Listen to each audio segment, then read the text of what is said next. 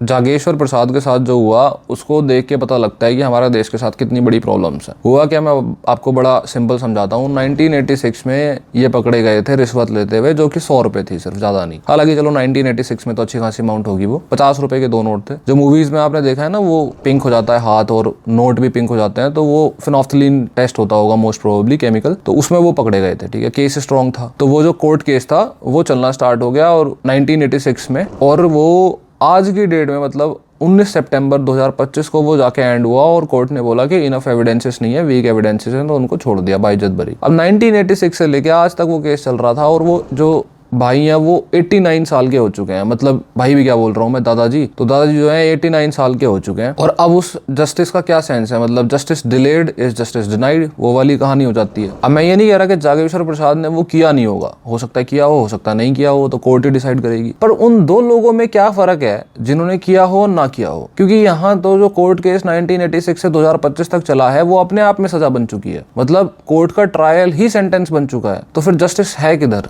Social media पे तो normally ये चल रहा है कि इन्होंने 39 ईयर्स तक जेल काटी और उसके बाद में कोर्ट ने छोड़ा तो जस्टिस डिनाई हो गया। मैं उस हिसाब से नहीं चलता। मेरे हिसाब से शायद रिश्वत ले भी ली हो, क्या पता, शायद ना ली हो। लेकिन मैटर ये करता है कि रिश्वत लेने और ना लेने वाले दो बंदों में फर्क क्या है। एट द सेम टाइम अगर वेस्टर्न कंट्रीज में कोई ऐसा केस होता और पता चलता है कि भाई बंदा इनोसेंट है, तो वो बंदा सीधे कोर्ट केस फाइल कर सकता है कंपेंसेशन के लिए, और उसे कई हजार डॉलर्स की कंपेंसेशन मिलती भी। क्योंकि 1986 से 2025 तक जागेश्वर प्रसाद ने अपनी नौकरी का काफी कुछ सेक्रीफाइस कर दिया। कहीं और नौकरी तो वो वैसे भी नहीं ले पाएंगे क्योंकि कोर्ट केस चल रहा है। उसके बाद में बेनिफिट्स जो होते हैं, रिटायरमेंट बेनिफिट, सैलरी, प्रमोशंस, सब गया करी, और ऊपर से जो एक बेइज्जती वाला फ्लेवर आता है वो अलग आता है। लाखों करोड़ों की गिनती में हमारे देश में केसेस पेंडिंग है। फिर इतनी बड़ी इकोनॉमी को ग्रो करना, इतनी ह्यूज पॉपुलेशन को ग्रो करना, लेकिन अगर प्रॉपर सिस्टम नहीं है कि भाई अगर मेरे साथ कुछ गलत हो गया कल को, तो मैं जाके प्रॉपर कोर्ट में लड़के अपना जस्टिस ले सकता हूँ, फिर वहां से हम कैसे ऐसे देश को खड़ा कर सकते हैं जिसको हम विश्व गुरु कहें।